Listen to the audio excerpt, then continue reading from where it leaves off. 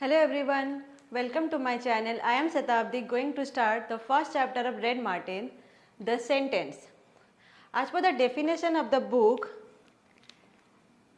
a group of words, a group of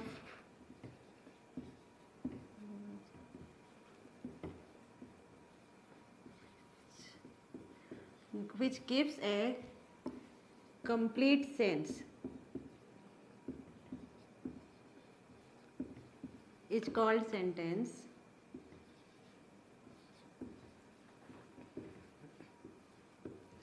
इसका मतलब ये है कि एक ग्रुप ऑफ वर्ड होना चाहिए जो एक कंप्लीट सेंस देता हो, that is called sentence.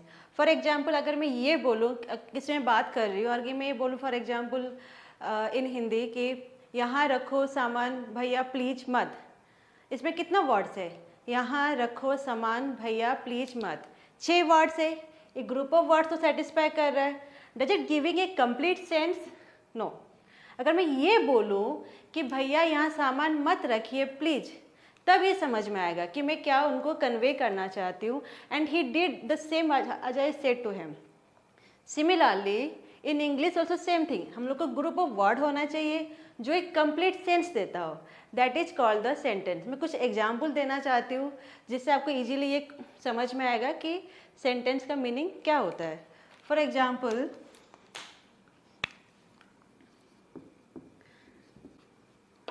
okay, these are few examples I have written here. देखो फर्स्ट के going school am I to, कितना नंबर ऑफ वर्ड है?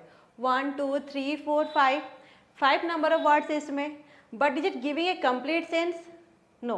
देखो नॉर्मली याद रखिए, एक नॉर्मल एक की पॉइंट है. ग्रुप ऑफ वर्ड एक कंप्लीट से की पॉइंट है जिसको एक्चुअली ईजी होता है एक सेंटेंस को डिफाइन करने के लिए. Only group of word sufficient नहीं है, ओनली एक सेंस सफिशिएंट नहीं है.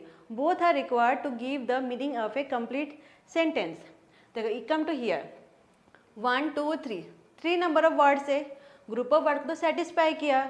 इसका मतलब क्या होता है? एक कोने में. बट एक कोने में है क्या? कोई खड़ा है, एक फ्लावर वैस है, क्या है? Nothing is mentioned here. अगर वो मेंशन है नहीं है बट ये सेंस तो दे रहा है कि कोना में कुछ है, बट क्या है? कुछ भी नहीं. अगर किससे हम लोग बात कर रहे हैं कि जस्ट ऐसे ही बोल देंगे कि कोना में, बट कोना में तो ऐसे वो पूछे ना क्या है, तो इसी तरह इसलिए तो इन द कॉर्नर एक सेंस दे रहा है but it is not giving a complete sense. तो अगर कंप्लीट सेंस नहीं दे रहा है, it is not at all come under the sentence. Similarly on the table. On the table mean एक table के ऊपर, बट टेबल के ऊपर है क्या? कॉफ़ी मग रखा या कोई बैठा है, नथिंग इज मैंशनड. हाँ, इसमें ग्रुप ऑफ वर्ड्स भी है 1 2 3 नंबर ऑफ वर्ड्स है, but it is not giving a complete sense. So it is also not a sentence. But come to here go. Go क्या? हम लोग लेट फॉर एग्जाम्पल कोई घर पे आए तो हम लोग क्या बोलेंगे? बैठिए. या फिर कोई किसको बोलेंगे कि जाइए, तो हम लोग ये नहीं बोलते कि आप जाइए या तुम जाओ. हम लोग सिंपली ये बोलते हैं कि जाइए. जैसे हम लोग बोलते हैं वैसे I have written here go. That means it is okay. ये सिंगल वर्ड है तो ये सेटिस्फाई नहीं कर रहा. हो सकता है आपको ये लग रहा होगा कि ग्रुप ऑफ वर्ड्स तो है नहीं, तो how it is a come under the sentence. But yes, ये सेंटेंस है. कैसे? इसमें यू मेंशन हुआ नहीं है, but it is a sentence as because हम लोग जैसे बोलते हैं कि जाइए आइए, बट वो सेंटेंस को मतलब वो एक समझ में आता है कि आप जाइए या आइए. उसी तरह गो भी एक आएगा सेंटेंस में. It is giving a complete sense, so it is also a part of, it is also a sentence. Come to sit down. जैसे सेम एग्जाम्पल, जैसे कोई घर पे है, हम लोग बोलते हैं बैठ जाइए. हाँ, यहाँ यू वर्ड मेंशन नहीं हुआ है, मतलब you is left in the sentence, but still you exist in the sentence. जैसे हम लोग क्या, तुम आओ या आप आइए, पर हम लोग क्या बोलते हैं? आ जाइए या आओ. उसी तरह I have written here sit down. तो don't be confuse between the this number of groups, this line and this line. It is a sentence but this is not at all a sentence.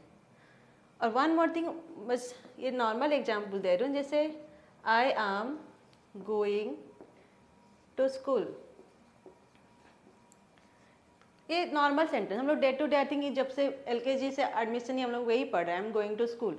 इसमें number of words भी है, एक complete sense भी दे रहा है, तो it is a as well normal sentence, but ये sentence नहीं है, ये दोनों सेंटेंस है, इवन ये भी सेंटेंस है। और एक नोटिस करिए इसमें, जो सेंटेंस को सेटिस्फाई कर रहा है, मीन्स 1 2 3 3 एग्जाम्पल, जहाँ सेटिस्फाई कर रहा है वहाँ वर्ब एग्जिस्ट करता है। देखो यहाँ गो इज ए वर्ब, सिट भी एक वर्ब है, आम गोइंग, अच्छा आम is a helping verb, but going क्या होता है, एक मेन वर्ब होता है। तो ये नोट करिए, जहाँ एक सेंटेंस को सेटिस्फाई करता है वहाँ मैंडेटरी एक वर्ब होना चाहिए। मे और मे नॉट सब्जेक्ट हम लोग का एब्सेंट हो सकता है, जैसे here subject is not there but verb is there, but here subject and verb both are there, but it is subject is not here. But one thing remember, a sentence comprises of subject plus verb. May be subject absent हो सकता है, but verb cannot be absent in a sentence. Sentence comprises of subject. Okay, just see here. Always remember, sentence is comprises of subject and verb. Verb is a mandatory part in a sentence. May be subject is there, may not be there. और verb का क्या काम है? It expresses action or any sort of thought.